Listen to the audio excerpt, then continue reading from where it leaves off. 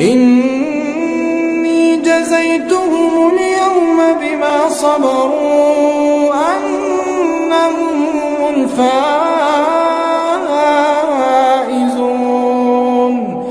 قال كم لبثتم في الأرض عدد سنين؟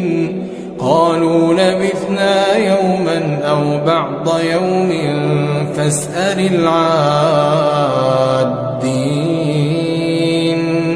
قال إن لبثتم إلا قليلا لو أنكم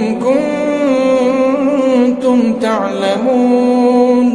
أفحسبتم أنما خلقناكم